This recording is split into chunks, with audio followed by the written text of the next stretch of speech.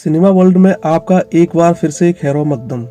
नाजरीन, राजेश खन्ना ने अपने समय में कई बुलंदियों को छुआ था।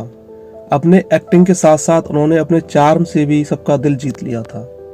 राजेश खन्ना को इंडिया का पहला सुपरस्टार कहा जाता है। एक समय ऐसा भी आया था जब राजेश खन्ना की लड़कियां दीवानी हो गई थीं और वह उन्हें खून से लेटर लिखा करती थीं। जहां हीरो के रूप में राजेश खन्ना ने सफलता हासिल की, तो वहीं सबसे बड़े खलनायक के रूप में सामने आए थे प्राण साहब। प्राण साहब के बारे में तो आपको पता ही होगा, उनके डायलॉग, उनकी एक्टिंग, सब कुछ जबरदस्त। प्राण साहब जिस मूवी में होते थे, उस मूवी में हीरो से ज्यादा अप्रोच उनको मिलती थी। प्राण साहब ने सिनेमा में जबरदस्त पहचान बनाई। प्राण साहब विलेन की भूमिका में कुछ इस तरह ढल जाते थे कि लोग उनके नाम से कांपने लगे थे।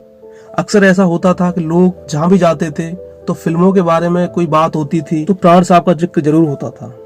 एक्चुअली प्राण साहब उन दिनों हीरो से ज्यादा आगे निकल गए थे, लेकिन सबसे अधिक लोगों को इस बात का आश्चर्य होता था कि आखिर इन दोनों लोगों को फिल्म में एक साथ काम करने को लेकर निर्माता निर्देशक क्यों घबराते थे। राजेश खन्ना उस समय के बेहतरीन हीरो थे, तो वहीं प्राण साहब अपने समय के एक खलनायक के रूप में स्थापित हो चुके थे। आज के समय में अगर कोई दो बड़े सितारे एक साथ काम करने को तैयार हो जाएं, तो निर्माता निर्देशक खुशी खुशी अपनी फिल्मों में उन्हें कास्ट कर लेते हैं, लेकिन ऐसा पहले नहीं होता था।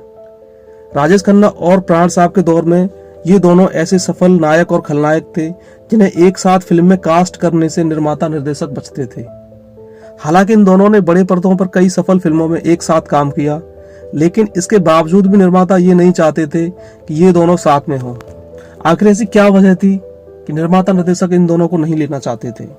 प्राण साहब और राजेश खन्ना दोनों ही अपने जमाने के बहुत बड़े स्टार रहे हैं।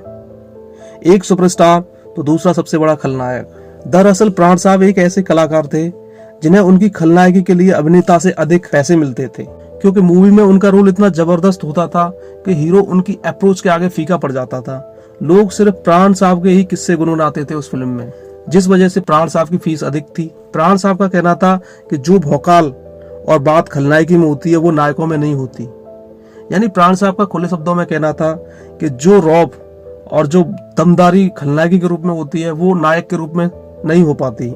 इस वजह से प्राण साहब हमेशा खलनायकी के रोल को ज्यादा पसंद करते थे। प्राण साहब के अलावा राजेश खन्ना भी अपने जमाने के सबसे अधिक फीस लेने वाले अभिनेता थे। अपनी फिल्म आराधना की बॉक्स ऑफिस सफलता के बाद राजेश खन्ना ने अपनी फीस बढ़ा दी थी और वो एक फिल्म के लिए तकरीबन 20 लाख रुपए चार्ज करते थे। उस समय के 20 लाख रुपए अगर आज के समय से कंपेयर की जाए तो ये जो फीस 20 लाख है वो आज लगभग 20 करोड़ के आसपास बैठती है।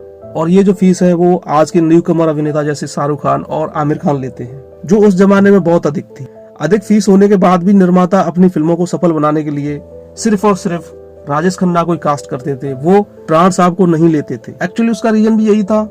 प्राण साहब और राजेश खन्ना को अगर एक फिल्म में लिया जाए तो इन दोनों की कॉस्ट ज्यादा आ जाती थी, जिससे फिल्म का बजट ज्यादा हो जाता था और निर्माता निर्देशकों के पास इतने उस समय पैसे नहीं हुआ करते थे। इन दोनों की फीस उस जमाने में इतनी अधिक थी कि निर्माता निर्देशक इन दोनों को एक साथ फिल्म में कास्ट करने से घबराने लगे थे।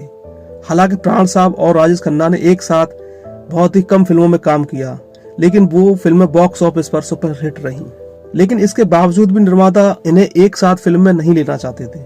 उनका मानना था कि अगर इन दोनों दिग्गज कलाकारों को एक साथ फिल्म में ले लिया जाता था तो फिल्म की लागत इतनी बढ़ जाती थी कि निर्माता निर्देशक कर्जे में डूब जाते थे।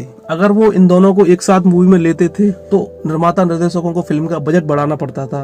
इसके लिए उन्हें काफी फंडिंग करनी पड़ती थी। फंडिंग लेने की वजह से ही पिक्चर की शूटिंग कई महीनों रुकी रहती थी। लेकिन जिस मूवी में प्राण साहब और राजेश खन्ना होते थे वो मूवी 100% सुपरहिट होती ही थी। लेकिन वही बात है ना, पैसे नहीं थे तो निर्माता निर्देशक इन दोनों को कास्ट करने से घबराते थे। दोस्तों, निर्माता निर्देशक भले ही उस समय में राजेश खन्ना और प्राण साहब को किसी फिल्म में एक साथ कास्ट करने से घबराते हों, लेकिन इस बात को बिल्कुल भी नजरअंदाज नहीं किया जा सकता कि इन दोनों ने जिस फिल्म में नायक और खलनायक की भूमिका निभाई वो फिल्में जबरदस्त सुपरहिट हुई। राजेश खन्ना और प्राण साहब ने दुर्गा, जानवर, बाएं हाथ का खेल, मर्यादा और बेवफाई जैसी फिल्मों में काम किया था।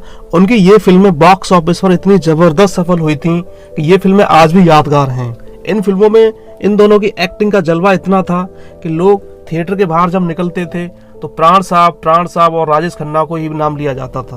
प्राण साहब की दीवानगी तो इतनी ज्यादा थी कि लोग बोलते थे कि वाह, हीरो से ज्यादा बढ़कर काम किया है। लेकिन राजेश खन्ना की भी अपनी तारीफ होती थी। वहीं रिपोर्ट्स के मुताबिक जब फिल्म सौतन की शूटिंग चल रही थी तो उस दौरान राजेश खन्ना का फिल्म के निर्देशक सावन कुमार से झगड़ा हो गया था। राजेश खन्ना निर्देशक पर बहुत गुस्सा हो गए थे। इनके बीच मामला इतना बढ़ गया था कि बात गाली गलौज तक आ गई थी। लेकिन उसी दौरान प्राण साहब वहां पर आ गए। उन्होंने निर्देशक सावन कुमार से बात करके मामले को सुलझाया और राजेश खन्ना से उनका पैचअप करवाया था। वहीं प्राण साहब की एक और क्वालिटी के बारे में बात की जाए तो प्राण साहब अपनी फिल्मों के लिए बहुत फीस चार्ज करते थे। लेकिन जब राज कपूर फिल्म बॉबी बना रहे थे तो उस फिल्म के लिए प्राण साहब ने सिर्फ 1 रुपए फीस के तौर पर ली थी। उस समय ना जाने प्राण साहब को मन में क्या आया था कि उन्होंने सिर्फ 1 रुपए ही फीस के तौर पर लिया था। तो दोस्तों, ये वीडियो थी अपने समय के धुरंधर कलाकार राजेश खन्ना और प्राण साहब के बारे में।